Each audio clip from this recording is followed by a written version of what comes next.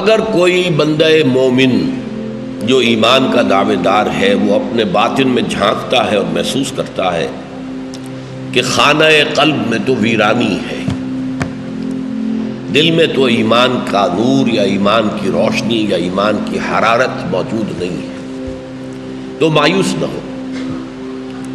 جان لو جیسے تم دیکھتے ہو زمین مردہ پڑی ہوتی ہے، پھر بارش برستی ہے تو زندہ ہو جاتی ہے، ایسے ہی اللہ تعالیٰ تمہارے دلوں کی مردہ زمین کو بھی اثر نو حیات تازہ سے سرفراز کر سکتا ہے۔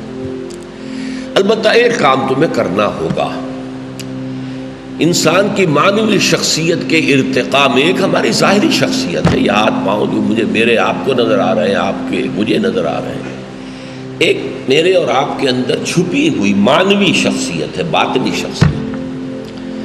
تو انسان کی معنوی شخصیت کے ارتقاء کو روکنے والی شے، جس کو میں نے مثال دی تھی اس کے لیے، بریک لگا ہوا ہو جیسے گاڑی کو، اب آپ نے انجن سٹارٹ کر لیا ہے، پھر آپ ایکسلریٹر دبا رہے ہیں، گاڑی نہیں چل رہی، بریک لگی ہوئی ہے، تو بریک نہیں کھولیں گے تو گاڑی نہیں چلے گی۔ اسی طرح معنوی شخصیت میں بریک ہوتا ہے حب دنیا، جس کا سب سے بڑا مظہر ہے حب مال۔ اس بریک کو کھولو، مال کی محبت کھرچ کر دل سے نکال دو، اس کے بعد گاڑی تمہاری چلے گی، فراٹے بھرے گی۔ البتہ یہ ہے کہ یہ دو مختلف راستوں پہ چلے گی، یا اس پہ یا اس پہ۔ اگر تمہارا مزاج انٹروورٹس میں سے تھا، تم بہت ہی سنجیدگی سے غور و فکر کرنے والے انسان تھے، دروں بین تھے، اپنے اندر جھانکنے والے، اپنے من میں ڈوب کر پا جا سراغ زندگی، اقبال نے اس کو اس طور سے ادا کیا ہے۔ اور اگر تمہارے اندر اخلاقی حس جو اللہ نے رکھی ہوئی ہے، وَنَفْسٍ وَمَا سَوَّاهَا فَأَلْهَمَهَا فُجُورَهَا وَتَقْوَاهَا، نیکی اور بدی کا امتیاز تمہارے اندر رکھا، وہ کوئی بیدار ہے، انسانی ہمدردی کا کوئی مادہ موجود ہے، تو تم صدیقیت کے مقام تک جا سکتے ہو، جو مقام نبوت سے بہت قریب ہے۔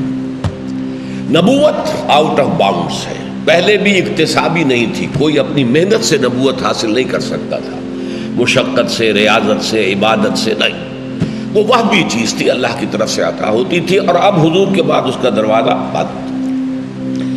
تو تم صدیقیت کے مقام کو پہنچ سکتے ہو، جو مقام نبوت سے بہت قریب ہے۔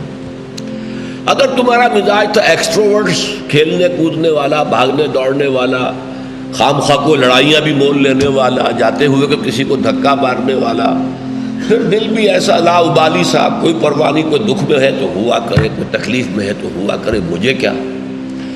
اور یہ کہ وہ انسان کی جو حس بھی جو ہے وہ اندر سے محسوس ہو کہ وہ کچھ ختم ہوئی ہوئی ہے۔ لیکن اب اگر مال کی محبت کی بریک کھل جائے گی تو دوڑو گے، اور دوڑو گے شہداء کے مقام تک پہنچ جاؤ گے۔ اب صدیق وہ ہے کہ جو قبول ایمان میں سبقت کرتا ہے، فوراً آگے آتا ہے، دیر نہیں لگاتا۔ یہ جو دوسرے ہیں شہداء، ان کو اس میں تو دیر لگ جاتی ہے، اس لیے کہ طبیعت میں وہ مزاج نہیں، غور و فکر کا، سوچ بچار کا مادہ ہی نہیں، اخلاقی حس مردہ ہوئی ہوئی ہے۔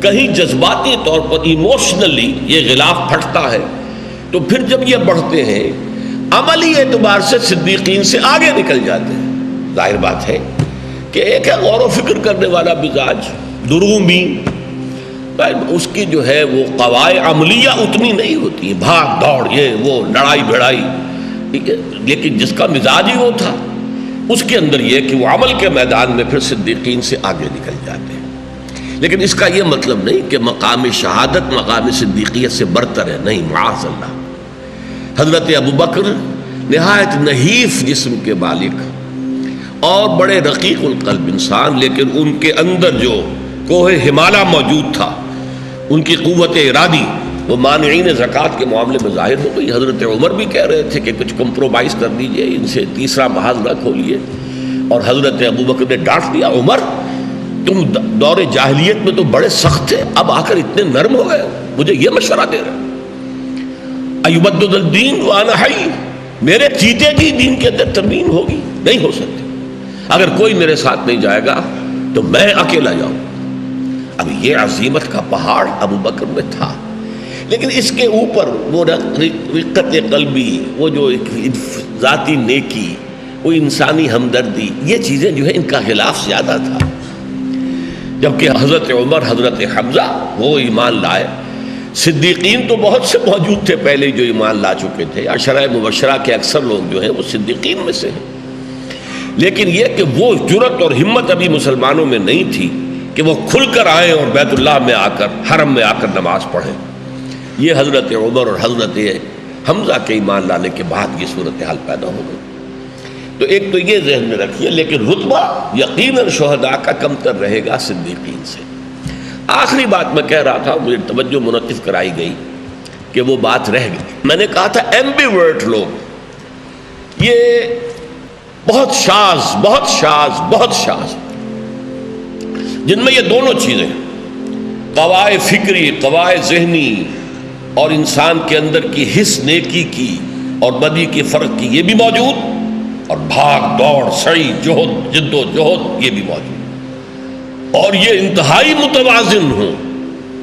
اس کی صرف ایک مثال ہے پوری تاریخ انسانی میں، اور وہ محمد الرسول اللہ ہے صلی اللہ علیہ وسلم. میں وہی الفاظ کہہ رہا ہوں جو ڈاکٹر مائیکل ہارٹ نے کہے ہیں کہ تاریخ انسانی میں ایک ہی شخص ہے پورا کہ جو سیکولر اور مذہبی دونوں لیولز پر انتہائی کامیاب ہے، supremely successful at both the secular and religious levels. ایک ہی آدمی. اسی طرح میں کہہ رہا ہوں کہ کامل ایمبیورٹ صرف ایک ہے، وہ محمد صلی اللہ علیہ وسلم. باقی انبیاء میں بھی کوئی صدیق النبیہ ہے، کوئی رسول النبیہ ہے. یہ میرا ایک مضمون ہے ایمبیورٹس. البتہ اچھا، ایک معنی میں جدید سائیکالوجی میں ایمبیورٹ جو ہے اس کے اندر اندیشہ ہوتا ہے.